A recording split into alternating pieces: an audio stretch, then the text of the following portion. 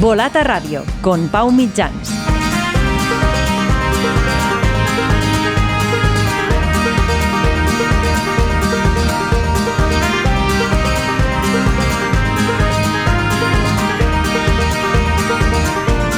Hola, ¿qué tal? Bienvenidos a Volata Radio, tu podcast de cultura ciclista. Un podcast con el apoyo de Bicycle, la plataforma líder de bicicletas de segunda mano. Más información en bicycle.com.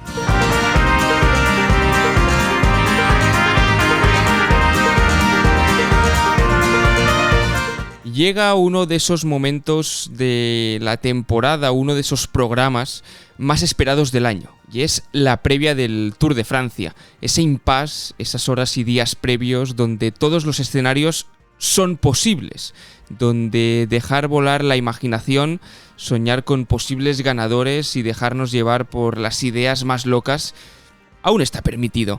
Cuando estamos grabando este podcast quedan 3 días para el inicio de la Gran Boucle en Lille, en una edición íntegramente en territorio francés. Dunkerque, el Muro de Bretaña, Otakam, Peyraguts, Mont Ventoux, Courchevel, La Plagne, Montmartre son solo algunos de los nombres propios con los que nos tendremos que familiarizar en los próximos días, por poner solo unos ejemplos. También los de Tadej Pogačar, Jonas Vingegaard, Remco Evenepoel, Primož Roglič y compañía, porque el elenco de participantes vuelve a estar a la altura de la carrera. El Tour es el Tour y no hay mucho más. En el programa de hoy haremos la previa de este Tour de Francia para que no os perdáis ningún detalle con el análisis del recorrido desde la óptica o desde la perspectiva de Volata y también de los principales protagonistas. Además tendremos tiempo de poner un ojo en los resultados de los campeonatos nacionales, marcados por el caos en la contrarreloj y en la realización televisiva, y también por la sorpresa que saltó en Italia, con un corredor amateur, Filippo Conca, del SWAT Club, ganando el nacional en ruta. En la combinada pondremos el foco en los mejores carteles de anuncio de los equipos del Tour de Francia y también en 2 documentales que se estrenan esta semana, 100% ciclistas, y cerraremos el capítulo con la pregunta de las preguntas. ¿Quién lleva mejor equipo al Tour de Francia? ¿El UAE o el Visma? Sin tener en cuenta a Tadej Pogačar y a Jonas Vingegaard. Ahora entramos en materia, pero antes los 3 puntos que os recordamos siempre antes de empezar. Si le podéis dar al me gusta del programa y del capítulo en función de la plataforma que uséis para escucharnos, ya sea iVoox, ya sea Apple Podcast, ya sea Spotify, pues os lo vamos a agradecer muchísimo. También podéis dejarnos un comentario que después vamos a leer al final del capítulo. Seguidnos en redes sociales, @ccvolata en Instagram y en X, y el código de descuento de Bicycle. Recordad que si queréis vender vuestra bicicleta o algunos componentes en Bicycle, a través del link bicycle.com/volata vais a tener un descuento en la protección del vendedor. bicycle.com/volata es súper fácil, además os lo dejaremos en las notas del capítulo, como hacemos siempre, para que no tengáis ningún problema en entrar. Ahora sí, nosotros empezamos y saludamos a Olga Ábalos.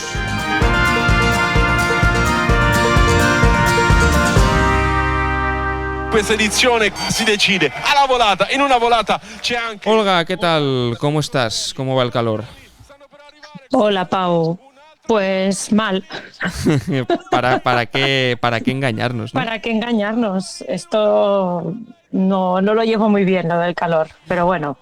Es la pregunta de las preguntas estos últimos días. De hecho, leía o escuchaba en la radio, ahora no te sé decir, que el tema ventiladores en Francia están prácticamente agotados. Y ahora que pondremos la vista en el Tour de Francia, creo que el calor va a ser uno de estos condicionantes a tener muy en cuenta en las próximas 3 semanas, si no cambia un poco las circunstancias de esta climatología que se prevé, ¿no?, para las próximas semanas. Sí, total. Y luego incluso podemos mirar un poquito más allá, porque con con esta dinámica también, ¿no? de cambio climático, hay voces que realmente se preguntan, ¿no? Si de aquí, no sé, de aquí 10 años habrá Tour de Francia en julio, porque a lo mejor es literalmente impracticable, ¿no? A nivel deportivo, o a lo mejor hay que cambiar los horarios de las carreras, no sabemos, pero bueno, es un tema que está ahí sobre la mesa. De hecho, también lo vivimos en los nacionales en España, en Granada, ¿no? Con esas temperaturas, no sé si diría extremas, pero temperaturas muy elevadas, ¿no? Que al final es lo que comentas tú. Me parece una reflexión súper interesante el hecho de qué va a pasar con el ciclismo, porque al final se celebra al aire libre y en unas horas donde la exposición solar es máxima, porque las etapas empiezan sobre las 11, 12, 1 del mediodía y acaban 4 o 5 de la tarde, ¿no? Y son precisamente esas horas del día donde el sol pica muchísimo más. Entonces, sí, bueno. Sí, y todo está condicionado también por la retransmisión de televisión, ¿no? Supongo que también tiene que ver con el tema, bueno, que pasa con otros deportes, sí, ¿no? Sí. Cuando hay la televisión por en medio, que de hecho la televisión es una pata importantísima del ciclismo, porque sin televisión no habría ni todos estos patrocinadores, ni... Sin televisión no habría deporte, te diría, sí, actualmente. Deporte profesional. Sí, de competición. Sí, efectivamente. Entonces, a lo mejor hay que, no sé, darle una vuelta, ¿no? Porque puede ser que no sea del todo viable o sano, ¿no? Que competir en ciertas circunstancias. No sé, a ver, no dejan de ser trabajadores, los ciclistas, y yo creo que a lo mejor en algún momento, incluso alguno... No sé si protestarán, pero seguro que hay algo que por ahí se está cociendo en este sentido. No ahora, pero de aquí a un tiempo yo creo que saldrán algunas voces. Uh-huh. Pues con todo este caldo de cultivo, si te parece, nos adentramos de lleno... y nunca mejor dicho. Nunca mejor dicho. Nos adentramos de lleno en este análisis del Tour de Francia, porque si no lo hacemos ahora, no lo vamos a poder hacer nunca durante el año. Venga, vamos. 3. Actualidad.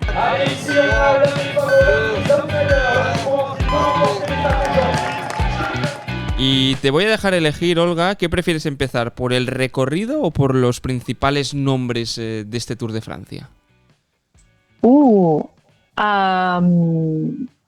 Pues quizá empezamos por el recorrido, ¿no? Pues venga, porque sí. De hecho los nombres...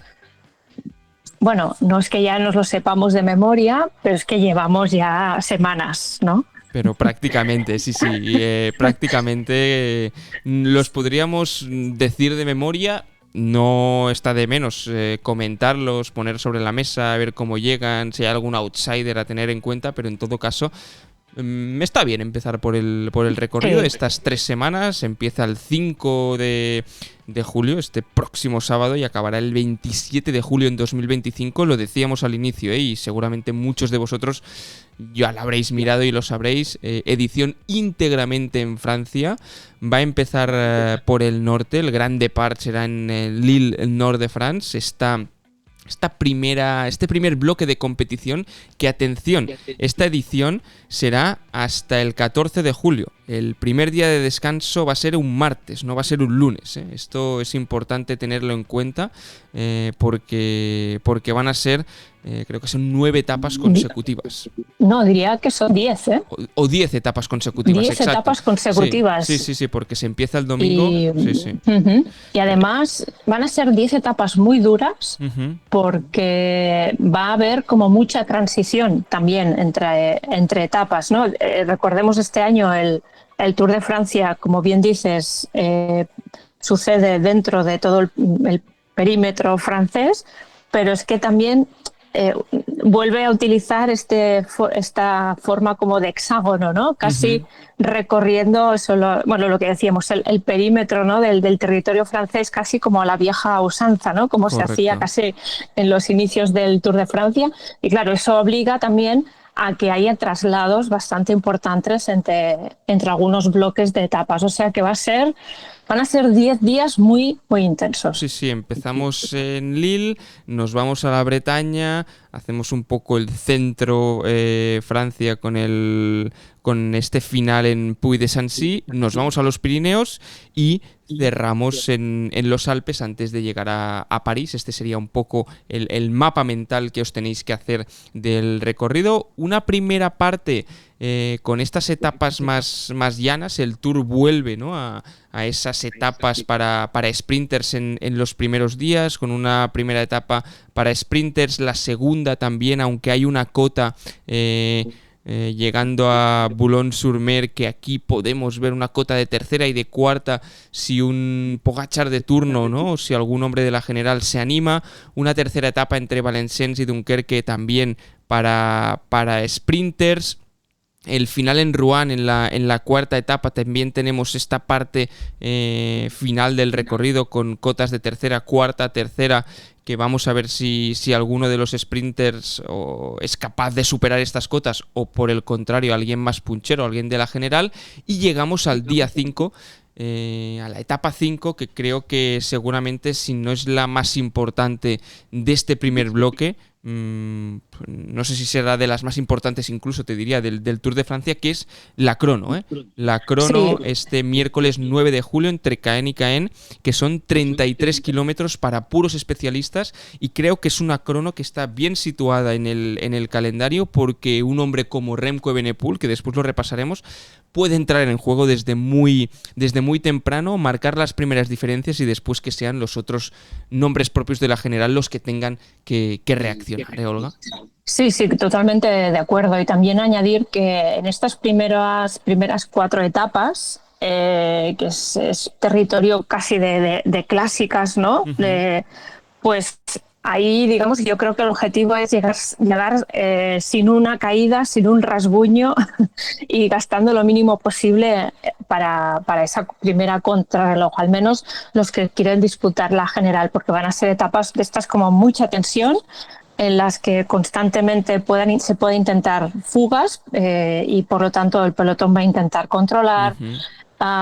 Que no pase un Opiomi de manual, ¿no? Efectivamente, sí, porque además son carreteras pequeñas, exacto, estrechas, o sea que puede haber alguna caída o puede haber alguna sorpresa. Y el viento, que lo comentábamos, no sé si es en el último capítulo, lo comentábamos estos días que estuvimos en Andorra, cuando subimos a hacer el especial con el Bicilab, de esta parte del norte de Francia, que cuando sopla el viento, ahí sopla de verdad y hay que estar con los 5 sentidos, y seguramente van a ser 9 etapas en las que el desgaste va a ser mucho más mental quizás que físico como tal, ¿no? Por la propia dureza del recorrido. Realmente está la crono, pero si seguimos viendo un poco las etapas que vienen, acaban también siendo para puros especialistas al sprint, excepto la etapa 7, por ejemplo, que acaba en el muro de Bretaña, un muro que allí creo que un Roglic de turno, un Pogačar de turno lo puede intentar, pero depende de si se hace una buena fuga, pues quizá puede ser para algún especialista más puncher. Pero después, hasta el lunes 14 de julio, ¿no? No encontramos seguramente la etapa más dura de este primer bloque, una etapa a modo de...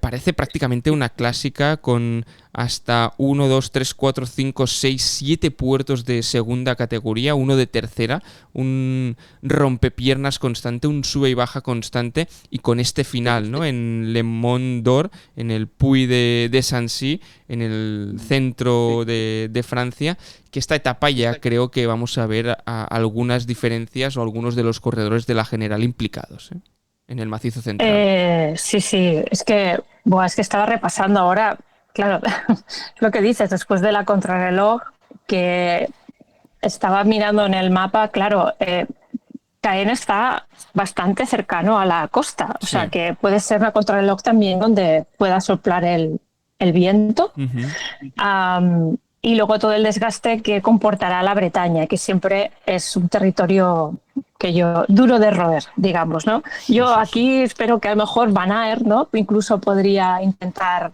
alguna alguna cosa antes de que le toque trabajar para Vingegaard, por ejemplo, pero sí, digamos que los corredores llegarán a esta primera etapa de montaña, la etapa 10ª, ya con bastante tralla. 4.300 metros de desnivel tiene esta etapa, sí, que no tiene ningún coloso, no tiene ningún puerto que digas, ostras, de los míticos, pero es este terreno rompepiernas que seguramente a veces se hace más duro, ¿no?, que un puerto tendido. Y te quería preguntar, Olga, ¿tú qué crees que van a preferir los corredores en este inicio en el norte? ¿Calor o lluvia?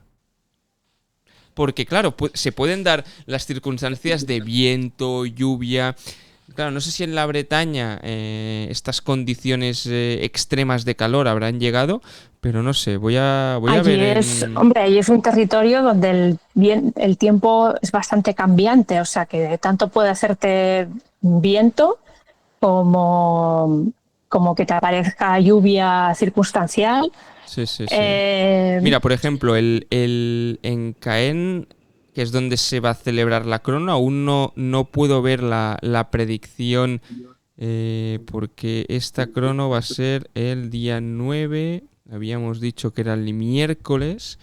Claro, si lo veo así a bote pronto en Google, ¿no?, poniendo el tiempo que va a hacer en Caen, del domingo al martes dan lluvia.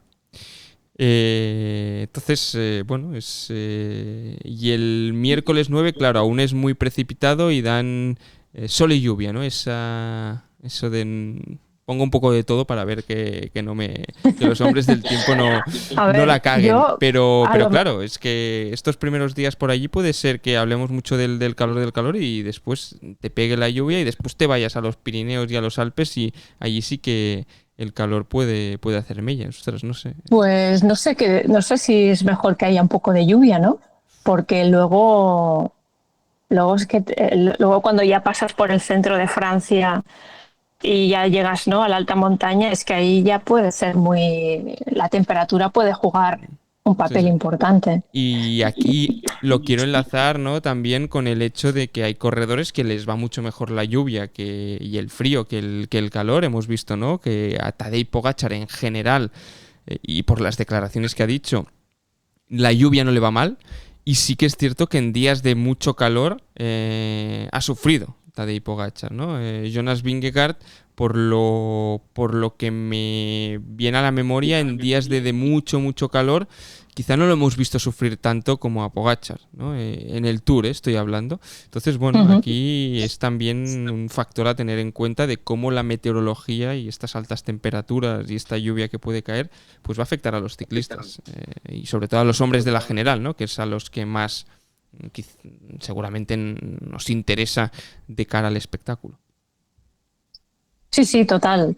Y sobre todo, bueno, claro, si vamos un poco más adelante, ¿no? Cuando después de Toulouse, ¿no? Sí, exacto. Es que yo ahí ya estoy pensando cuando he visto Carcassonne, digo, bueno, aquí ya las temperaturas suben, ¿no? Porque siempre es una zona muy complicada. Esta zona intermedia, ¿no?, del interior de Francia, estas etapas son muy complejas y de muchísimo desgaste. Y además vienen de subir Superbanyers, ¿no?, que es una etapa típica del Tour, ¿no?, de Pau a Superbanyers. Y luego, antes nos hemos dejado la etapa 12 entre Auk y Otakam, que es uno de los grandes colosos de este Tour de Francia, honors categoría. Antes harán Soulor y Borders. Esto el día 12, 17 de julio, jueves, apuntaros en la agenda. La etapa 13, que me parece una etapa muy interesante, a ver cómo se desarrolla, ¿no? Pero es esta cronoescalada entre Ludenville y Peyraguts, de 8 kilómetros al 7,9%, una cronoescalada para puros especialistas y que realmente los tenemos, ¿no? Porque tenemos a Roglic, tenemos a obviamente Pogačar, Vingegaard, pero realmente los corredores que quieran luchar por este Tour de Francia, ostras, esta etapa será decisiva. Aparte puede ser una muy buena etapa para Pogačar. Sí. Esta, muchísimo, sí. Es un esfuerzo corto, es un esfuerzo de 11 kilómetros. en subida. Aparte la rampa final es al 16%, por lo tanto aquí yo creo que aparte después de subir a Otakam el día anterior, creo que es un encadenado muy bueno con la etapa 14 del sábado 19 de julio.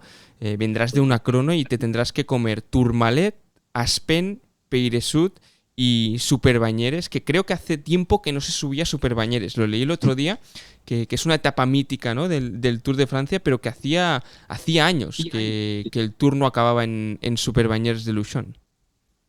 Pues mira, es una estadística que tampoco conocía, pero sí que es una etapa que, bueno, lo que decíamos antes, que es ADN Tour de Francia y depende de cómo haya ido el día anterior, es posible que esa etapa sirva para mover algunas fichas. ¿No?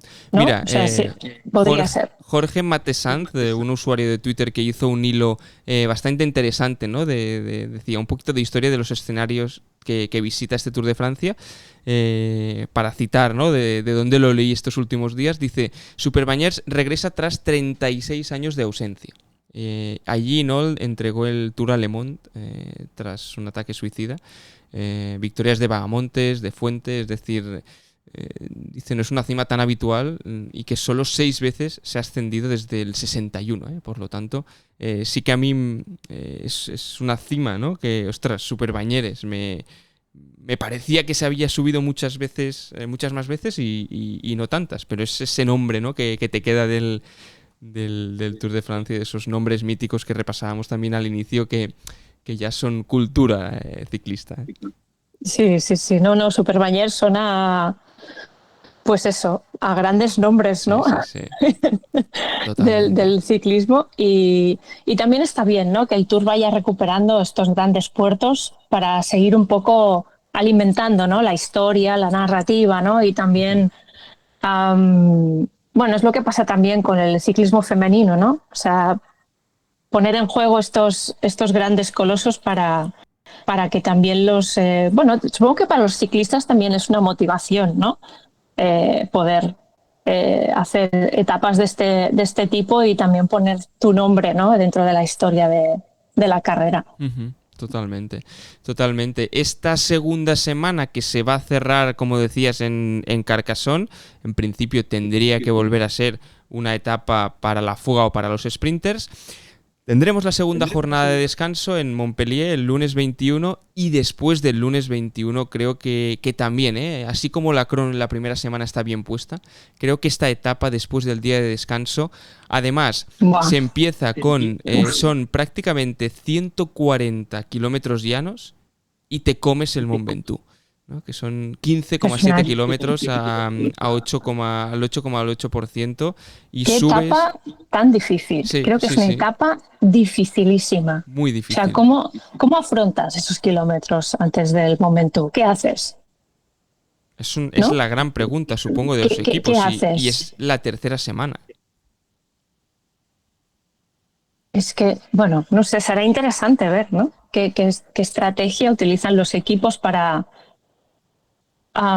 porque, claro, tienes el Mont Ventoux, que obviamente puedes generar diferencias en el Mont Ventoux, pero es que todavía te quedan 1, 2, 3, 4 etapas muy potentes por delante, ¿no? Te queda la etapa reina, una de las etapas reinas, sino la etapa reina de este Tour de Francia, porque después de Mont Ventoux sí que es una etapa más de, entre comillas, de transición, y esta palabra cada vez me gusta menos usarla, porque de transición actualmente no hay ninguna etapa, pero una etapa más para velocistas, acabada en Valence. Y vamos a la etapa 18, seguramente, si no la etapa reina de este Tour de Francia, sobre el papel lo es. Después veremos si el espectáculo que brindan los corredores da para ello o no, pero es una etapa entre Vif y el Col de la Loze, donde se sube, Glandon, 21,7 kilómetros al 5,1%, Madeleine, 19 kilómetros al 7,9%, y se acaba en Courchevel, en el Col de la Loze, de 26,4 kilómetros al 6,5%, y el puerto más alto de esta edición con 2.304 metros de altitud, que ya sabemos lo que pasa cuando se superan estos 2.000 metros de altitud. De hecho, en el Col de la Loze fue esa mítica frase de Tadej Pogačar de I'm gone, I'm dead. Este año sí que es cierto que se sube por otra vertiente, pero estoy seguro que el esloveno se acordará de ese día, y he leído unas declaraciones esta semana creo que eran de Marc Soler, que decía eso, como en el Col de la Loze tenemos ganas de volver a subirlo para que ese recuerdo que tenemos se borre un poco de nuestras memorias.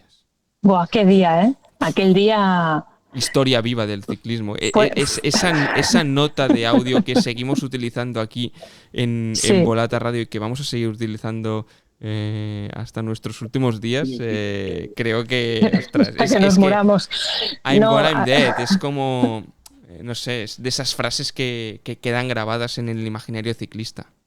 Sí, no, y también te demuestra que los grandes campeones también se construyen a base de grandes derrotas, ¿no? Uh-huh. Y es... Buah, es que todavía se me ponen los pelos de punta viendo las imágenes también, ¿no? Cuando Marc Soler pues entraba, ¿no? Le ponía la mano por encima, ¿no? Uh-huh. a Pogačar como para consolarlo, la acompañó durante el resto de la subida. Es que una cosa muy chula que estamos viviendo con Pogačar y también con Vingegaard y seguramente con muchos otros ciclistas, ¿no? Como puede ser el propio Remco Evenepoel, es que los estamos viendo como crecen, ¿no? O sea, estamos viendo porque ¿no? Cómo se desarrollan como ciclista, cómo las cosas buenas, las cosas que tienen que mejorar, cómo van cambiando temporada a temporada, cómo van evolucionando. Y poder ser conscientes de eso es algo muy chulo, ¿no? O sea, que creo que tenemos como mucha suerte, ¿no? Uh-huh. De poder vivir todo esto. Totalmente, sí. Y de hecho recuerdo que en ese Col de la Loze fue ese año en que, si no se estrenaban las radios, era uno de los primeros años en los que se estrenaban las radios, y este año hay un cambio, porque según reveló Escape Collective, este año los equipos sí que van a permitir que se emitan según qué fragmentos, pero tendrán mucho más control sobre lo que se emite. Creo que tendrán una persona que va a decir esto se puede ematir, esto no. Y aquí, obviamente, los aficionados perderemos seguramente un poco de... Si ya había bastante... Si se pasaba bastante por el filtro, creo que con esta medida aún se va a pasar más por el filtro, y tendremos que ver si tiene sentido o no que se sigan usando, si son cosas tan evidentes que no aportan mucho. Sí, de hecho es un tema complejo, el tema de las radios, y por esas, voy a hacer de periodista y no voy a revelar mis fuentes, por decirlo así, pero sí que algunas de las personas que están escuchando las radios de los equipos son excorredores profesionales, que entonces son los que, aparte de hablar varios idiomas, porque esto es habitual, claro, ¿no? Que los corredores pues hablen francés, inglés, italiano, español, etcétera. Pues ellos ponen un primer filtro de lo que puede ser interesante o no a nivel de carrera. Por lo tanto, tienes una persona que ha sido corredor profesional aplicando un primer filtro. Pero claro, luego esto pasa por otras capas, ¿no? Uh-huh. O sea, la capa de la realización televisiva, si es algo que puede aportar algo interesante o no a la narrativa de la retransmisión, y obviamente el filtro de los equipos, que son los que finalmente deciden si aquello se puede emitir o no. También hay que decir que no todos los equipos tienen radio en el coche, porque no todos los equipos aceptan eso, porque ASO también pide el pago de una cuota a los equipos para que se pueda retransmitir, porque ASO interpreta que eso es un beneficio, que es como una visibilidad extra a los equipos. pero no todos los equipos quieren pasar por el tubo y pagar. Es un tema, ¿eh? Ostras, es un buen debate, porque claro, los equipos dirán, quizás a mí no me interesa. Claro, entonces, por eso hay radios, sí, pero no estarán de todos los equipos. Sí, totalmente. Bueno, veremos a ver quién se deja grabar, quién no, porque creo que tampoco eran unas cantidades muy elevadas y qué equipos les interesa darse a conocer. Ostras, no sé. Yo aquí me parece que mucho pagar por esto, ostras, no sé qué tanta visibilidad te puede dar una radio. Al final ni ves al sponsor, ni ves al...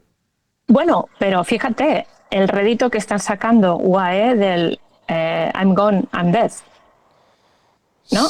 Digamos, sí. Tú, si te sale bien, porque nunca se sabe, puedes conseguir un momento viral y esto es un beneficio al final para los sponsors de tu equipo. Sí, pero normalmente los momentos virales van ligados, ¿no? a momentos rana, vamos a decirlo así, ¿no? Sí, bueno, y tonterías, ¿no? Como, ¿te acuerdas aquel momento? Cocodrilo, el del cocodrilo, sí. Sí. No sé quién era, si era el Visma o era el UAE también, ¿eh? Ahora no lo tengo en la memoria, pero bueno, en todo caso... veremos qué equipos se dejan grabar, qué equipos no, pero estaremos atentos de lo que se pueda decir. Recuperamos un poco el hilo del recorrido porque nos habíamos quedado en la etapa 18 del jueves 24 de julio, pero es que aún hay dos etapas, te diría que importantes. La del día siguiente, la etapa 19 entre Albertville y La Plagne, el viernes 25 de julio, a 2 días para que acabe el Tour en París. Si empieza en Albertville, se subirá así importante el Col de Saisies, el Col d'Upré, un hors category, que ahora nos centraremos en el Col d'Upré, porque son 12,6 kilómetros al 7,7, pero es que los últimos 7,6 kilómetros son al 9,2% de media. Es un puerto en medio de esta etapa que creo que si la estrategia se juega bien, puede dar mucho de sí, porque después hay un descenso cortito y ya se sube al Cormet de Roseland, que no es un gran puerto, es al 2% antes de afrontar un largo descenso, un trozo de valle, y ya subir hasta La Plagne a 2.052 metros, 19 kilómetros al 7,2%, que va a ser el último gran puerto de montaña de este Tour de Francia, porque al día siguiente es una etapa entre Nantua y Pontarlier, perfecta para la escapada. De esa etapa también un poco rompepiernas, pero no sé si alguna emboscada podría dar de sí. Pero yo la veo más una etapa para la fuga. Y sí que es cierto que este año el final en París no va a ser un paseo triunfal.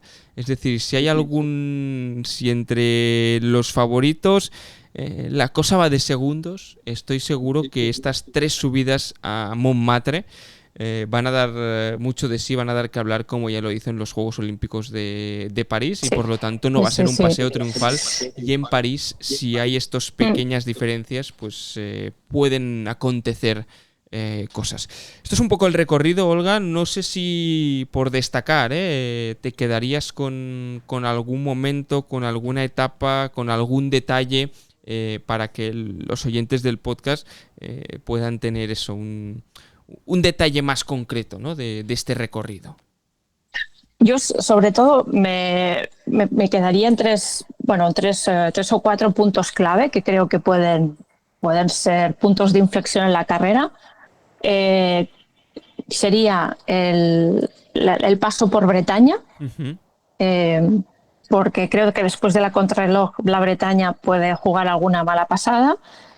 El papel de la cronoescalada, que puede pasar ahí, y luego esta etapa anterior, que es la 18 y la 19, creo que son las etapas clave para terminar de ajustar la clasificación general. porque la etapa siguiente, la etapa 20, para mí me despista mucho. O sea, no sé qué papel puede llegar a jugar dentro de la clasificación, y creo que los equipos querrán tenerlo todo bastante atado antes de afrontar la última etapa con estos 3 pasos en Montmartre. O sea, que yo creo que muchos equipos van a intentar que la 18 y la 19 se cierre el Tour de Francia ahí. Estoy bastante de acuerdo. Yo añadiría 2 detalles, y es que por mucho que la primera etapa así de media montaña, donde a priori, ¿no? Si vieses el perfil dirías, vale, aquí es donde el recorrido empieza a ponerse duro, es la etapa 10. Creo que los días previos va a haber alguna sorpresa, es decir, de esas que no nos esperamos, que todo el mundo da por hecho, ¿no? Que va a llegar en la etapa 10. No digo que sea, o que algún corredor de los de la general quede descartado o se vaya para casa, pero bueno, alguna caída que te pueda hacer mella, algún corte que te pille ya y que empieces el Tour a contrapié y teniendo que recortar algunos segundos. Y sobre todo creo que esa crono en la primera semana está muy bien puesta. No me dejaré de repetirlo porque sobre todo con el nombre de Evenepoel, ¿no? El hecho de que esté Evenepoel creo que puede ser un factor diferencial, y si realmente Evenepoel se marca como esa etapa para marcar una buena diferencia, porque al final no dejan de ser 33 kilómetros, que 33 kilómetros ya es una distancia, obviamente querríamos más, pero es una buena distancia, ¿no? Pero está colocado en un lugar en el que es que todavía queda toda la montaña, ¿eh? Sí, queda muchísimo, pero obligas a los otros ya a moverse de entrada. Sí, no, eso seguro. Pero digamos que si Evenepoel, porque lo hemos visto, puede sacar un minuto, ¿no? Sí. O a otros corredores. Pero imagínate que esta crono estuviese puesta en la segunda semana, después de 2 etapas de montaña, con ya Vingegaard y Pogačar, que hubiesen tenido ya minuto y medio, minuto de margen sobre Evenepoel. Esa crono ya la das por perdida, a nivel de que un tercer actor te pueda, porque recordemos el año pasado, ¿no? Que Evenepoel, bueno, pues tampoco lo acabamos de ver tan... sí que estuvo lejos de Pogačar y Vingegaard, porque ahora lo repasaremos, ¿eh? Yo creo que Pogačar está 1 o 2 peldaños por encima del resto, y veremos Vingegaard cómo acaba de llegar después del Dauphiné, ¿no? Pero bueno, al menos que durante estos primeros días, ¿por qué no puedas añadir a la ecuación el nombre del belga? No descartarlo ya de entrada. Uh-huh. Y esto es lo que a mí me trae y me dice y esta crono. Y después, para mí, hay otra etapa, que es la del Mont Ventoux. Inicio de tercera semana. 2 semanas en el Tour son molto longo. Vienes de día de descanso, que ya sabemos lo que les pasa a muchos corredores después del segundo día de descanso, y solo habrá 2 días de descanso en este Tour de Francia. Y 3, el hecho que sea una etapa unipuerto, que no tengas tiempo para calentar un poco las patas antes del puertarraco final, ¿no? Porque al final, si tienes ni que sea un puerto de segunda, un puerto de tercera antes del final, no, es que aquí es todo llano. Es llaneo. Se va a salir a tope y afronta tú el Mont Ventoux después de este día de descanso. Creo que estas 2 etapas, ostras, no sé, son ingredientes para ponerle este picante al Tour de Francia, que obviamente los grandes colosos de los Pirineos y de los Alpes ya los doy como por sentados, ¿no? Mira, pues te compro el primer argumento sobre la contrarreloj con el caso más concreto de Evenepoel, porque claro, en un Tour tampoco sabes lo que va a pasar, ¿no? Correcto. Entonces, si tú en esa primera contrarreloj ya te colocas en una posición de líder o casi de líder, al menos tienes una oportunidad que tú mismo te has creado para lo que pueda venir después, ¿no? Totalmente. Es eso, vale, pues sí, te lo compro. Y en un corredor como Luego te pago una cerveza, ¿vale? Perfecto. Después quizá me equivoqué, pero en un corredor como Evenepoel, que necesita de estas dosis. Es Sí, decir, sí, sí. Evenepoel si ya empieza cruzado. Ya. Sí que el año pasado, no sé si ganó una etapa o se quitó la espinita, ¿no? De cuando perdió, creo que fue en el Tourmalet, que petó como un sapo. Pero después acabó con buen sabor de boca. Pero creo que es de estos corredores que si empieza bien es lo que dices tú. Es que pueden pasar muchas cosas, que a priori, y ahora vamos ya con los principales candidatos, si no pasa nada, es decir, todo lo que no sea, para hacerlo más claro, una victoria de Pogačar o de Vingegaard será una sorpresa. Porque es así. Es decir, al Sí, final sí, correcto. han ganado los últimos 5 Tours de Francia, creo que son, entre los dos. Y son los corredores que ya vimos en Dauphiné, para acabar de hacer el lacito, ¿no? Que están, si no uno, en el caso de Vingegaard, 2 pasos o 2 peldaños por encima del resto, ¿no? Entonces, después, aquí lo dejaremos para el final con la pregunta, ¿no? De cuál de los dos llega con mejor equipo, para no desvelarlo ya. Pero tienes a actores secundarios como decíamos, el propio Remco Evenepoel. Me gustará ver a Primo Roglic, porque ya sabemos que el Tour no acaba de ser su carrera, la carrera que se le da mejor. Pero también el papel de un Joe Almeida. Que es que Joe Almeida, la temporada que lleva, obviamente aquí va a luchar para Pogačar y va a ser el principal escudero. Pero ¿y si pasa algo? ¿Y si es que también pueden entrar en juego? A ver qué táctica, ¿no? Utiliza cada equipo, porque son 2 equipos muy potentes, 2 equipos, no te diría parejos, pero que tienen corredores que tienen que dar la talla. Un Adam Yates, ¿no? Sí. A mí, no sé, me da la sensación que sí, que son 2 equipos muy potentes, pero que tienen corredores que pueden jugar a tácticas distintas, ¿no? O sea, digamos que el UAE sí que lo veo más como bloque, ¿no? O sea, bloque para tirar para Pogačar y endurecer la carrera, pero no sé por qué el Visma lo veo más como un equipo que puede jugar a otro tipo de estrategias. También porque creo que es que no sé, claro, vamos, esto es como si fuera no sé, a ver, sí, iba a compararlo con el fútbol otra vez, pero bueno, me lo guardo. Claro, digamos que parece como que el Visma ya vaya a remolque, ¿no? Porque como damos como vencedor a Pogačar y al Visma, ¿no?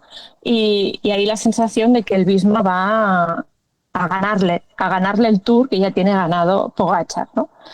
O al menos eso es la percepción que yo estoy viendo o con la que me estoy quedando estos días, ¿no? Normalmente cuando descuentas títulos es cuando los pierdes.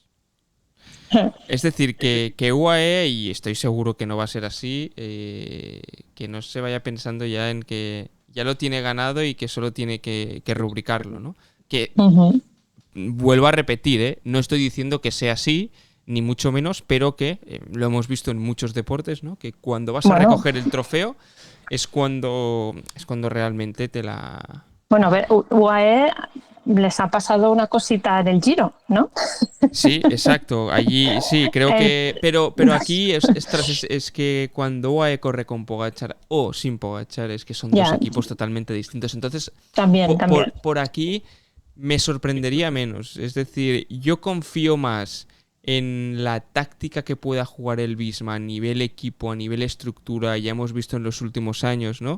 Las distintas tácticas que usaron también para aislar a Pogačar. Veremos si las siguen utilizando de una buena manera o no. Lo veo más por aquí que otra cosa. Y después sí que es cierto que los otros nombres, no sé si te diría candidatos al podio o... Es que te diría Joe Almeida, te diría Primo Roglic, Ben O'Connor, Jorgensen, pero es que tampoco da para mucho más. No creo que Florian Lipovic repita lo que hizo en el Giro de Italia, sinceramente. Perdón, en el Dauphiné. Ahora me había colado aquí, que fue tercero. Entonces, creo que Pogačar, A ver, Evenepoel... todo apunta Pogačar, Vingegaard y luego un tercer puesto que se tienen que disputar entre Roglic y Evenepoel. Sí, todo ¿No? apunta. Algo así. Es muy conservador lo que decimos, pero todo apunta que va por ahí. Es conservador, pero es realista también, Olga, creo. Yo Es creo decir, que sí. también Sí. aquí podríamos decir, no, bueno, pero sería también esas ideas locas que decíamos al inicio, sí, lo podemos hacer, pero también sería hacer un poco trampas al solitario, ¿no? Sí, que pueden haber caídas, obviamente, pero si todo va como tiene que ir, creo que va a ser un duelo Pogačar-Vingegaard y la clave va a estar en cómo Vingegaard puede batir a Pogačar por lo que hemos visto en Dauphiné. Simplemente por este motivo. Y después animadores, ¿no? Que estos animadores que tanto nos gustan, pues a ver la lucha por los sprints, que este año hay bastantes sprints. A ver que, bueno, pues si un Jasper Philipsen, si un Jonathan Milan, que el Lidl Trek va con todo con Jonathan Milan, si Tim Merlier, ¿no? Estos tres creo que son los, no sé si te diría los top sprinters, pero un Girmay puede entrar por ahí. Veremos Jordi Meus, ¿no? Que viene Girmay, que no habíamos hablado de él. No, hombre, pues Girmay yo creo que tiene alguna etapita, ¿eh? Sí. Sobre todo de las primeras, ¿no? Sí. Podría ser. Merlier creo que ha hecho un temporadón este año. Sí, es cierto. Realmente... Girmay está un poco out este año. Bueno, no sé, no lo hemos visto tanto a Girmay. No lo hemos acabado de ver, pero es que este año Merlier lleva 1, 2, 3, 4, 5, 6, 7, 8, 9, 10 victorias. Wow. Claro, es que Merlier creo que está un puntito incluso... O sea, nunca se puede decir esto de Jasper Philipsen, porque ya sabemos de lo que es capaz este corredor, ¿eh? Pero creo que este año llega un puntito por encima Merlier. Un puntito no, 8 puntitos por encima, porque Philipsen solo ha conseguido 2 victorias que los otros especialistas. Pero bueno, ya sabemos cómo es el Tour, ya sabemos cómo son los sprints. Y si no, que se lo digan a Mark Cavendish, ¿no? Que ganas el primero y después parece que entran todas, ¿no? Que entran todos los sprints. Así que creo que esta lucha va a estar entretenida también. Y veremos el maillot verde de este Tour de Francia también. Si Wout van Aert, si Mathieu van der Poel, que vuelve al Tour de Francia, ¿no? Si es un objetivo realista para estos dos corredores, que ya hemos visto su historia de amor y odio en las clásicas durante todo este tiempo. A ver, y por qué no, nos pueden dar en el Tour de Francia un idilio más de su bonita historia y todo su proceso de crecimiento que han hecho estos dos corredores. Olga, no sé si quieres añadir algo más del Tour de Francia, si no pasaremos ya a repasar muy brevemente lo que han sido los nacionales, porque tampoco nos queremos alargar muchísimo más. Ya es una cosa que pasó estos últimos días y por lo tanto hoy queríamos centrar gran parte del programa en el Tour de Francia. Comentar así muy rápidamente, muy brevemente los campeones, ¿no? Iván Romeo en ruta masculina fue el vencedor, este corredor del Movistar Team que va a ir al Tour de Francia y que pinta muy bien. Después de ganar esta etapa en el Dauphiné y de cómo la ganó, yo creo que Iván Romeo es uno de estos nombres a tener en cuenta para este Tour de Francia. Esperemos que no llegue muy pasado de forma, pero creo que en estas primeras semanas también está encarado un poco así, ¿no? Cuando se le pueden dar mucho mejor. Sara Martín hizo lo propio en categoría femenina, por lo tanto los campeonatos nacionales de ruta tienen sello Movistar. Y en el caso de la crono, pues tenemos a dos corredores que conocemos muy bien aquí en Volata Radio, dos corredores catalanes, ya lo decíamos estos últimos días en redes sociales, por eso nos tenéis que seguir, por ejemplo, porque colgamos otra vez las dos entrevistas que grabamos con ellos en su día. En categoría masculina fue Abel Balderston, después de un sinsentido no sabría cómo definirlo, ¿no? Pero el caótico final que hubo con los tiempos en la crono del Nacional. Y en categoría masculina, Mireia Benito, la corredora catalana intratable. Si no me corriges, Olga, creo que son tres consecutivos. Tres sí. consecutivos, ¿no? Tres campeonatos no consecutivos. Y además en diferentes formatos, ¿no? Porque este último formato en Granada era más cronoescalada, sí. con lo cual, Totalmente. bueno, pues son o sea que sí, tanto con la cabra como con la bicicleta de carretera. Y después dejadme añadir también dos nombres más. Es el de Paula Blasi, esta corredora, súper joven del UAE, que hizo ganó en sub-23 contra el crono y a nivel de ruta, ¿no? Y realmente pinta muy bien, Olga. Tú que pudiste hablar con ella hace unos números en Volata. La entrevisté justo, pues no sé si iba a hacer, hará medio año, una cosa así, justo cuando acababa de fichar para el UAE, el equipo de desarrollo, porque luego al poco tiempo ya le han pasado al primer equipo. Y me pareció, que tiene un potencial increíble. Y esto que te diría, hace 2 años no sabía ni lo que era el ciclismo. O sea, que ya hay un motoraco muy bueno que simplemente, pues ya estamos viendo los resultados, pero con trabajo y con paciencia podemos tener una gran corredora. Y después el otro es el de Benjamín Noval, que ya lleva pedigrí, pero realmente lo que consiguió campeón de España junior, ¿no? Con más de 4 minutos sobre sus rivales, es otro de los corredores que pinta muy bien y que de hecho ya se confirmó el pase a Ineos, ¿no? En 2027. Un Ineos que, por cierto, y añadimos ya aquí 2 últimos detalles de estos nacionales. Un Ineos que adquirió como patrocinador Total Energies, o se fusionó con Total Energies, por lo tanto vamos a ver cómo se reestructura y si tienen mucho más músculo que los que hemos visto en estos últimos años, sabiendo el músculo financiero, ¿no? Que ya tiene Ineos per se, y que además incorporará, y esto ya es un detalle menor, ¿no? Adidas como principal patrocinador a nivel de ropa deportiva, cosa que el Visma no es oficial aún, pero hará con Nike, además de incorporar el patrocinio de Rabobank, que vuelve al ciclismo y vuelve al Tour de Francia con el equipo del Visma. Sí, es curioso iba a decir la combinación de empresas del mismo sector, ¿no? Sí, por decirlo así, que recaen en Ineos, ¿no? Donde habían rumores de que Ineos recortaría muchísimo, ¿no? El presupuesto del equipo, porque también el CEO de Ineos pues estaba dedicando muchos esfuerzos a otros deportes, ¿no? Como Copa América, por ejemplo, o también todo el tema de, no sé si creo que está en Fórmula 1, ¿no? O algo así. Creo que era el Manchester también, el Manchester United. Entonces, sí. Digamos que iba a recortar del equipo ciclista, ¿no? Porque estaba como muy focalizado en otras cosas. Y eso, habían rumores de que qué pasaría con el equipo. Pues mira, la entrada de este segundo patrocinador, que pues es una gran petrolera francesa, pues da alas al equipo y al menos, no sé por cuántos años han firmado, pero al menos tendrá una continuidad en el futuro próximo.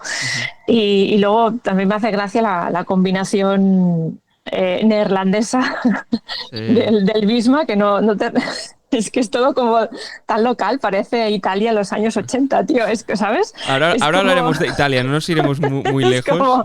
Es como eso, pues todo queda en casa, ¿no? Con las empresas holandesas. Totalmente.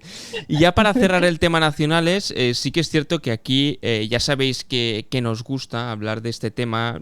Hemos hablado de las retransmisiones, de hecho, en nuestros últimos programas, de las que se hicieron en su día en Traca, de las que se hicieron en su día en en Lambaun, ¿no? Y también, obviamente, después de lo que vimos este fin de semana en los campeonatos nacionales, creo que la imagen del ciclismo español quedó un poco en entredicho, al menos de la realización televisiva por parte de la Federación Española de Ciclismo.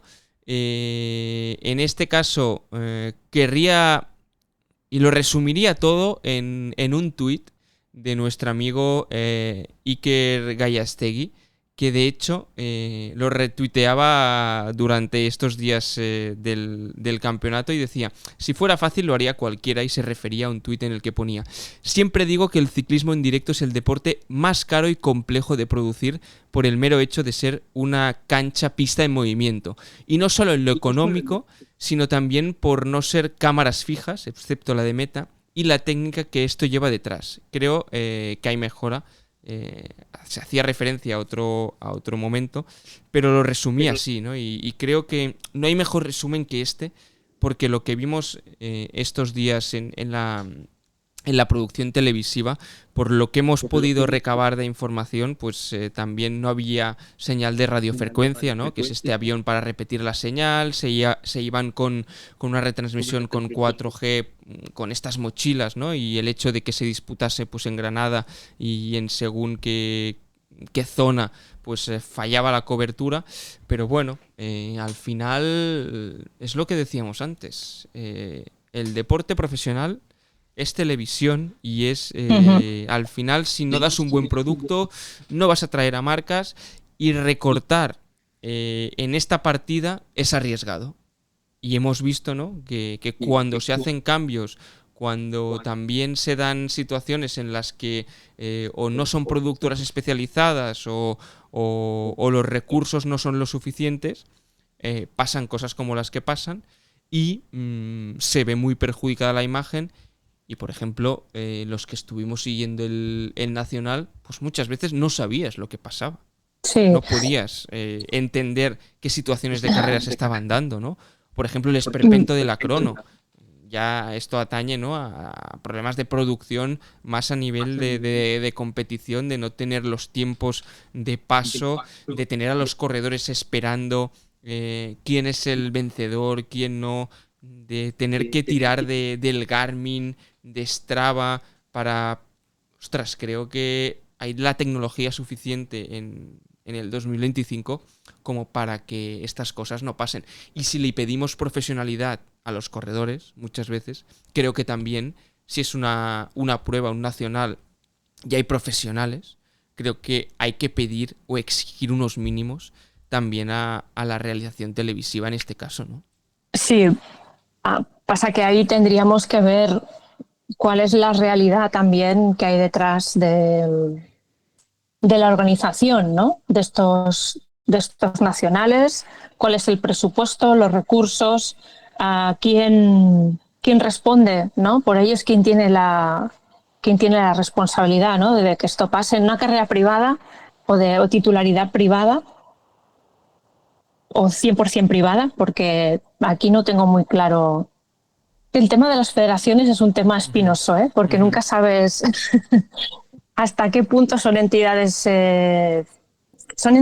privadas con financiación pública. Bueno, no sé, tendríamos que revisar, ¿no? Claro, pero todo lo que otros es, años, pero bueno. otros años, es decir, no estamos diciendo de una realización Tour de Francia y Giro de Italia, pero tampoco una realización donde hay pruebas amateurs, donde la realización es bastante mejor que esta, ¿no? Sí. Entonces, bueno, creo que hay un término medio, y creo que, y esto ya es algo a modo de autocrítica, no sé, garantizar unos mínimos, ¿no? Para que al menos, el espectador, el aficionado, también pueda saber lo que está pasando en esa carrera, porque es que realmente era muy complicado saber lo que estaba pasando. Sí, no, y también el hecho de que si no das estos mínimos, también el aficionado desconecta de lo que significa, ¿no?, el campeonato de España. Totalmente. Entonces, bueno, claro, y luego ves imágenes de Francia, por ejemplo, ¿no?, que parecía, bueno, una etapa del Tour de Francia, Sí, por sí. decirlo así, y y ahí como, claro, si comparas, dices, bueno, se lo toman más en serio ellos, significa más para ellos que el para aquí. Bueno, son realidades distintas, ¿eh? También quiere decir que, o sea, que no, digamos que bueno, ahora me metería en un jardín muy grande, ¿no? Pero bueno, que los campeonatos de España, pues tienen, digamos que hay una opinión desigual, ¿no? Sobre, sobre su importancia o simbología, ¿no? Pero bueno, eso no quita que es una carrera con corredores profesionales y por lo tanto Sí. tiene que haber unos estándares mínimos de organización. Eso Totalmente, sí. totalmente.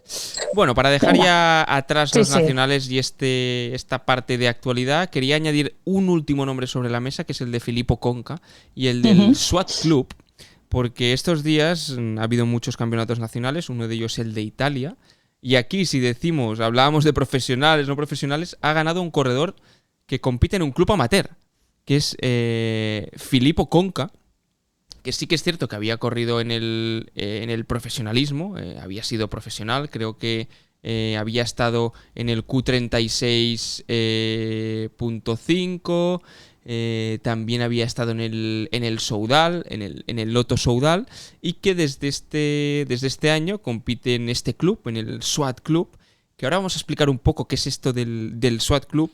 Yo tengo que decir que a mí me sonaba este SWAT Club porque por dos motivos. No sé si te acuerdas cuando fuimos a la Castellón Gravel Race a cubrir esa competición. Sí. La ganó Valverde. Pues el segundo clasificado también formaba parte de este SWAT Club y ya empecé, ostras, ¿quién son estos del SWAT Club, ¿no? Y al final no deja de ser un club amateur. Y después es cierto que también, a veces cuando salgo en bicicleta, tengo unos amigos italianos, porque este SWAT Club es italiano, que llevaban el maillot de SWAT Club, ¿no? Y les pregunté, ostras... ¿Y el culote blanco también? No, el culote blanco no, el culote blanco no, pero sí que me habían comentado, ¿no? El hecho del SWAT Club, que, ostras, en Italia se había popularizado mucho, ¿no? Este club. Y de hecho, ostras, les pregunté, bueno, pero ¿qué es esto, no? Y me empezaron a explicar, pues eso, ¿no? Que no deja de ser como un club popular, que empezó en 2013 con un blog, ¿no? De un grupo de aficionados que empezaban más en el esquí de montaña, ¿no? En el esquí de competición, también en el ciclismo, que empezaban a contar algunas historias, algunas crónicas, algunos datos, ¿no? Y esto se fue haciendo grande hasta que creo que fue en 2017, exacto, en 2017, fundaron una asociación deportiva, el ASD SWAT Club, que SWAT es la abreviatura de Solo Battaglio, que es este blog donde escribían. Vale. Y entonces lo que querían era pues crear esta comunidad ciclista, ¿no? Alrededor de este club, que mucha gente, sobre todo público italiano, se sintiese pues representado por este club, que muchos ciclistas pues pudiesen llevar su maillot, un poco para que nos hagamos a la idea lo que en su día hizo el Rockets actual de Bas Tidma, no sé si ciclista, youtuber, pero que seguramente muchos de los oyentes del podcast conoceréis, pues algo parecido a nivel italiano, ¿no? Pues incluso desarrollando productos, la gente se puede comprar sus maillots, y eso querían, bueno, acabar siendo un club, porque al final lo de la competición y lo de la carrera es lo que les llamaba la atención, con el lema cuore aperto, ¿no? Con el corazón abierto, tan italiano, ¿no? Muy italiano esto. Sí. Bueno, y mira, hasta aquí ha llegado, ¿no? Este corredor, Filippo Conca, que decidió dar un paso al costado del profesionalismo. Seguramente con estos valores, con esta filosofía, ya conocía al SWAT Club y dijo, bueno, ¿por qué no? Vamos a probarlo, y ¡pam! Campeón nacional italiano, ¿no? Bueno, pues cosas historias de estas del ciclismo que tanto nos gustan, ¿eh? Sí, yo creo que la polémica también ha girado alrededor de esta victoria, ¿no? De si realmente un corredor no profesional, o que al menos compita en un equipo no profesional, puede ser campeón absoluto de Italia, ¿no? ahí, Ya, claro. es un buen debate. Es decir, Es- al no lo sé. contrario. A mí me parece bien, ¿eh? A A mí mí me parece también. bien. Es decir, O a mí al sea, contrario me porque si supondría ha quedado más. primero. Es decir, que un profesional fuese a ganar competiciones amateurs, Bueno, claro, ya, claro. aquí ya dirías, bueno, que ya chirría un poco más. Bueno, eso Pero. pasa en el gravel también, ¿eh? Exacto, Pero, exacto. Pero bueno, porque aún pero bueno, quedan pasos para la profesionalización total. sí, Pero sí que es cierto que a la inversa, a mí tampoco me chirría tanto como dices tú, ¿no? Al final, ya. bueno, pues si los equipos World Tour y Continent y Pro Team no tuvieron la destreza o la organización como para poder batir a Filippo Conca, porque al final gana el sprint. No sé si habéis visto el sprint Sí, con sí, gana el un... sprint y luego viene un grupo por detrás, Sí, ¿no? sí, Donde sí. está Jonathan Miller, ¿no? Sí, sí, sí, exacto. O ¿Qué sea, dices? o sea Bueno, que, bueno, o sea que bueno, que es una victoria trabajada y merecida, pero bueno, sí que no sé no sé si esto podría pasar en España, no sé. digamos, no sé. O sea, digamos que si una corredora, por ejemplo, bueno, estaba pensando en los sub-23, ¿no? Ujú. O al menos en las chicas, ¿no? Que compiten juntas, ¿no? Sub-23 y élite. Si gana una sub-23, la de sub-23 pasa a ser campeona élite y sub-23 a la vez. Yo creo O que sí. sí, ¿no? Es decir, Vale, no sé. em, no sé, al final es, no sé, es que aquí entraría en un jardín. Tampoco soy especialista en esto y quiero, pero el mejor joven del Tour de Francia, si gana el Tour de Francia, no deja de ser el mejor joven del Tour de Francia. No, lo único que el Tour de Francia es una carrera, mm, ¿cómo te diría? Privada, ¿no? Ya. Bueno, o sea, A ver, sí que es bueno, cierto es que con ahora otras normas, Ahora quizá, creo que ha no sé. cambiado que si tú compites en élite no vas a poder competir en sub-23. Creo que esto en los campeonatos mundiales y europeos, creo que esto ha cambiado en los últimos, no sé si en el último año, Vale. pero bueno, no sé, son debates para mí secundarios, en todo Sí, caso. sí, sí, Son debates secundarios. Pero secundarios. bueno, Pues nada, bueno, como lo queríamos comentar, queda dicho. Y ahora sí ya vamos a pasar a la combinada para ir cerrando este capítulo. 2. Combinada. This is legendary, Jonas. This is legendary. Come on, last 400 meters, everything until the line.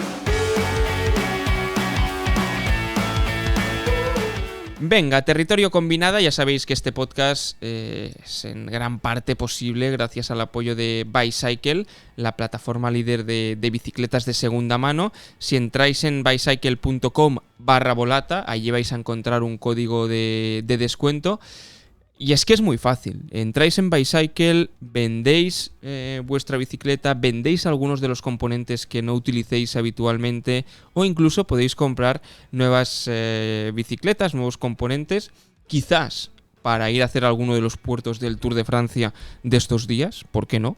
Ostras, que me quiero cambiar la bicicleta, que incluso no tengo bicicleta, las ruedas, que para subir el Tourmalet quiero que tengan menos perfil, ¿no? Porque al final puertos largos, como menos perfil tengan, más escaladoras sean, pues quizás mejor.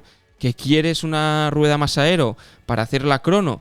También vas a encontrar ruedas más aero. Es decir, vas a encontrar de todo en Bicycle y lo que es mejor, ¿no? Que son productos que les das una segunda vida, ¿no? Y esto de reciclar pues siempre es algo de lo que poder sacar bandera, ¿por qué no? Obviamente, lo nuevo siempre hace ilusión, pero aquí en Bicycle hay muchas cosas que son o nuevas, porque hay gente que lo vende nuevo, o en muy buen estado, y esto ya te lo indican cuando lo vas a comprar. Por lo tanto, es un sitio donde eso, si queréis unas ruedas para subir al Tourmalet, las vais a poder encontrar.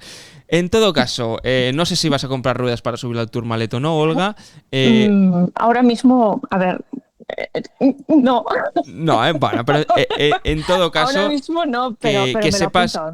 que lo tienes Seguro. allí. Sí, Los sí, que sí que seguro. van a subir el Tourmalet, esta lista de corredores ya prácticamente todos confirmados del Tour de Francia. y no lo diría de tradición ya, pero aquí en Volata Radio nos gusta también ver cómo anuncian los equipos, ¿no? Los rosters, los 8 corredores que van a ir al Tour de Francia. Y no sé si has podido ver un poco. He visto algunos. ¿Has visto He visto algunos ¿Has y visto hay algunos que me han gustado mucho. Pues venga, tira tú primero y después te diré mi top 3.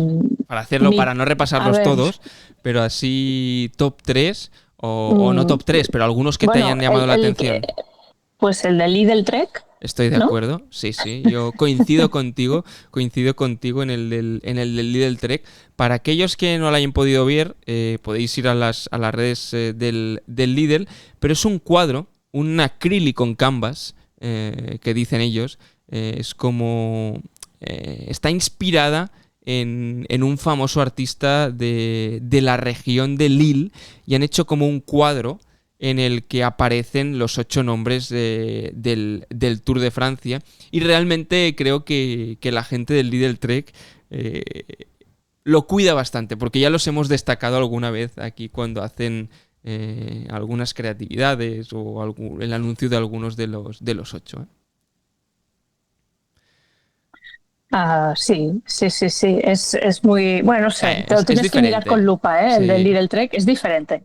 Es decir, diferente. para saber chulo, los 8, es quizá cuesta un poquito más que otros, pero a nivel estético, a nivel visual, está bien encontrado. ¿Alguno más? Olga, va. Bueno, el del Saudal no está mal, porque digamos que cambia un poco la tendencia, ¿no? A hacer el cartelito, ¿no? Y es más Remco, ¿no? Que explica, ¿no? El resto de los compañeros. O sea, bueno, está bien, es entretenido. Al menos te obliga a estar pues unos segundos mirando el reel para saber los compañeros que van a acompañar y nunca mejor dicho a Remco. Pero me gusta que salga Remco explicando un poco lo que... Sí, está bien. Porque le da, ostras, esta entidad. Habla Remco Evenepoel, vamos a escucharlo, ¿no? Esto está bien encontrado. Coincido contigo. De momento 2 de 2, Olga. A ver si el tercero lo coincidimos. Te dejo que empieces tú. Otra vez. Pues que el tercero lo tengo complicado porque no... Es que el de UAE, por ejemplo, es horroroso. ¿Cuál? No me ha gustado nada. El de UAE no me ha gustado nada. Estoy totalmente de acuerdo. Y el del Visma lo hicieron en Twitter, tampoco es una lista. Yo creo que aún están lo tienen que sacar aún. Que seguramente con lo del Rabobank, que lo han anunciado hoy, van un poco tarde. Claro. Yo creo que sí, porque tienen que cambiarlo todo. Exacto. Casi.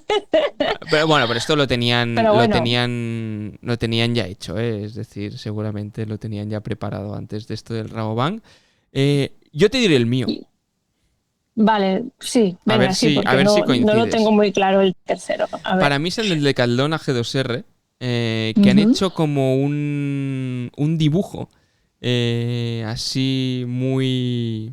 Está bien trabajado, ¿no? Con todo... Con todas las partes que aparecerán, pues que si Le Grand Depart en Lille... mira, si este no lo había visto. Francia, Está que si muy el Puy de bien Sancy, que si el Tourmalet... Este me gusta. Sí. Y con la boquita pequeña, voy a decir que me pude recordar un poquito a alguna portada de Volata, ¿no? De decir, ostras, esta... Bueno, sí. Ya te digo, Volata es otro nivel. Aquí vamos a ponerlos a medallita. Pero sí que es cierto está bien. que este dibujo pues está bien encontrado. Me gusta, a nivel visual, me gusta y aparte cumple las dos funciones, ¿no? Ves a los corredores de entrada y aparte ves un poco lo que será el Tour de Francia, que también es un poco la idea de este cartel.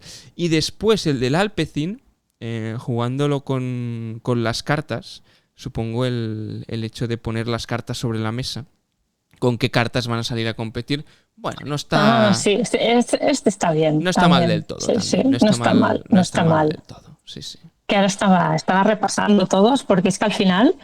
Claro, hay unos cuantos, Hay unos cuantos, ¿eh? Después Sí. hay el del Jayco, creo que se han hecho un cacao mental allí con un vídeo que han hecho comparándolo con Australia, presentando, creo que era primero a Mauro Schmid, si no voy equivocado.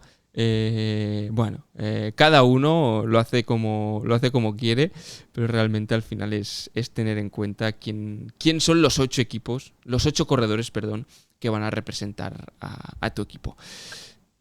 ¿Te quedas con alguno más o ya recomendamos los 2 documentales que queríamos y vamos cerrando? Estaba repasando a ver si había alguno más interesante, como el del Intermarché, pero no, creo que no estaba al nivel este año, porque el Intermarché es un equipo que juega muy bien en las redes sociales. Sí.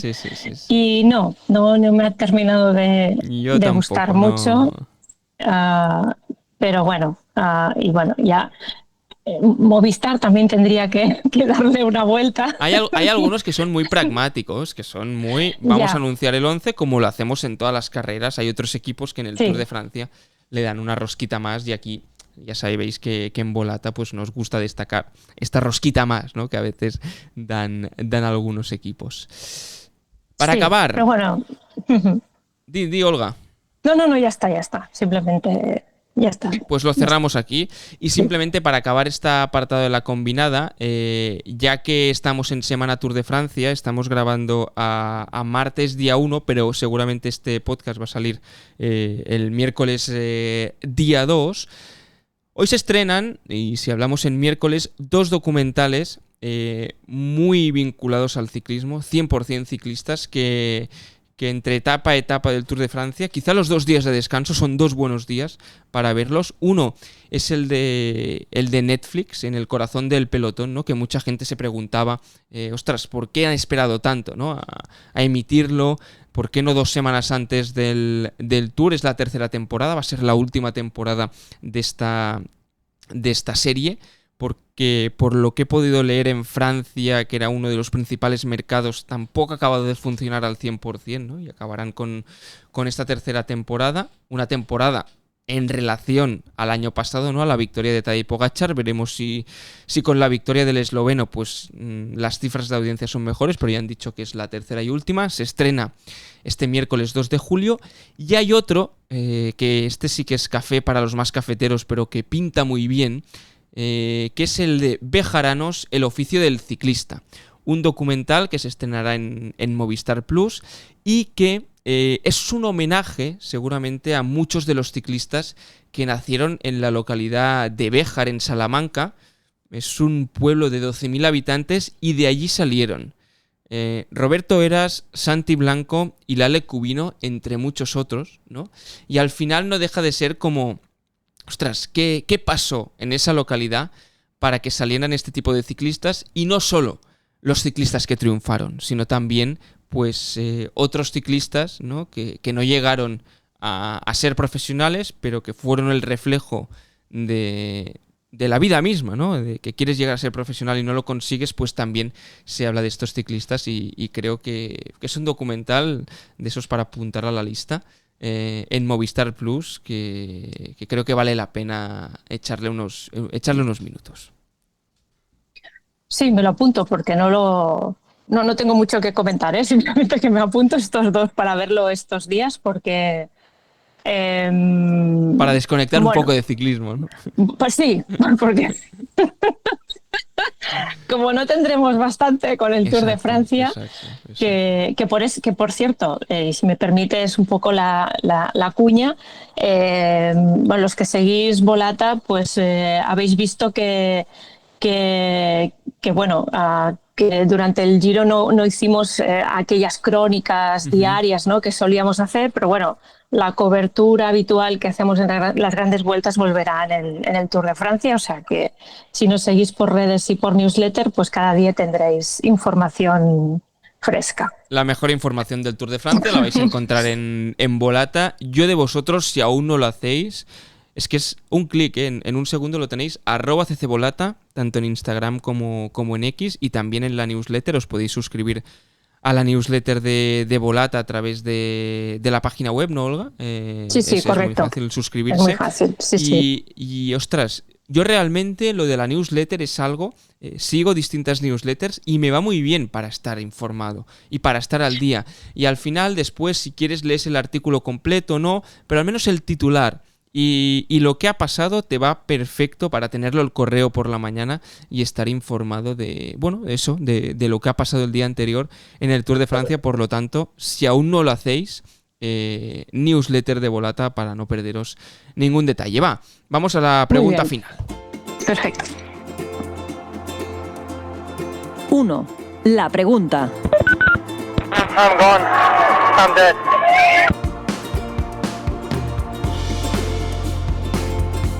Y os lo comentábamos al inicio, de hecho ya alguno de vosotros seguramente ya habrá respondido a la encuesta y también a la pregunta, podéis dejarnos vuestros comentarios.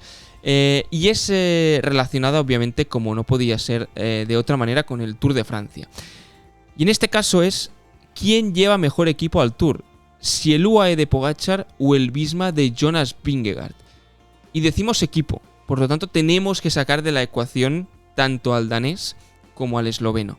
¿Quién crees, Olga, y para vosotros también, que lleva mejor equipo?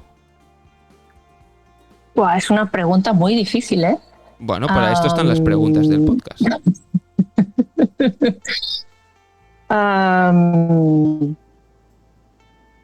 Pues... Buah, me va a costar mucho, responder esto. Pues quizá Visma. Uh-huh. Pero no me preguntes por qué. Eso iba a decir, digo, ¿te pregunto el no. por qué o no? Buah, es que,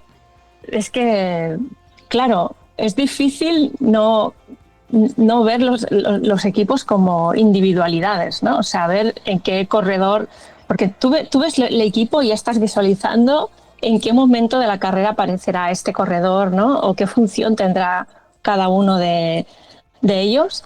Y quizá, bueno, me aventuro a dar un porqué del Visma, uh-huh, en el sentido de que quizás es un equipo que te puede conseguir, va a luchar por el Tour de Francia, pero seguramente va a conseguir más de una etapa, uh-huh, con varios corredores.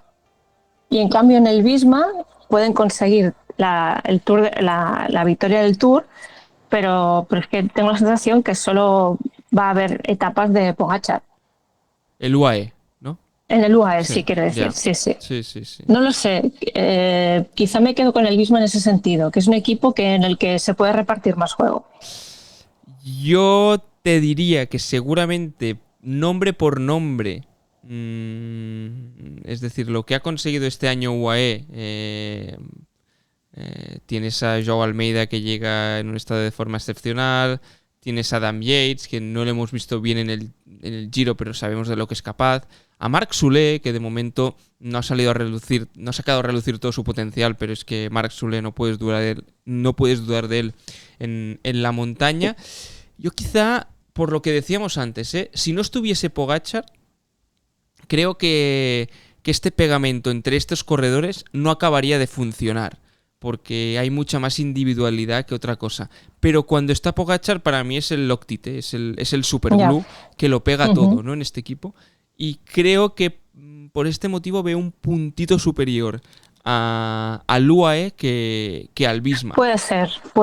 Sí que es cierto que a nivel táctico, a nivel bloque, a nivel de estructura, a nivel de equipo, si hablamos de la definición de equipo en el sentido de conjunto de personas, ¿no?, que lo van a dar todo los unos para los otros, quizá aquí el Visma está un escalón superior por también la cultura que tiene el equipo, más que nada, ¿no?, por la cultura del sacrificio, que no digo que los otros no estén sacrificados, pero por lo que hemos visto en los últimos años de lo que es ser un equipo y de lo que consiguieron hace 2 años, ¿no?, ganando con 3 tipos diferentes las 3 grandes vueltas, y aquí a nivel de equipo creo que están un puntito superior al UAE, pero en esta tesitura yo me quedaría con el UAE.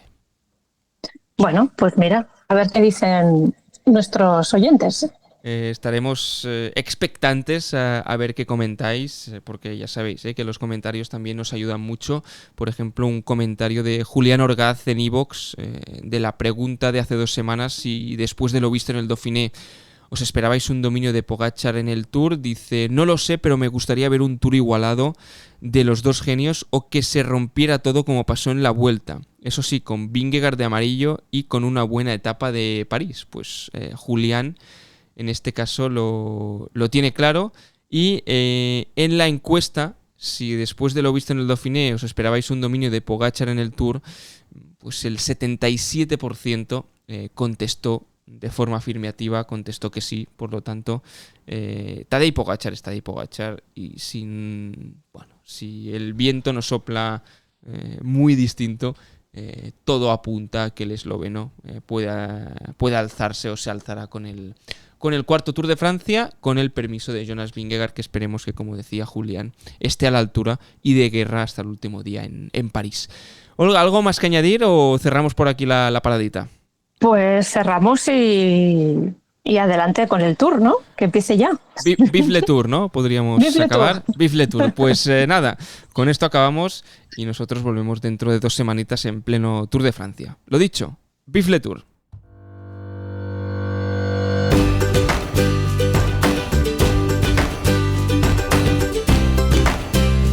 Volata Radio, tu podcast de cultura ciclista.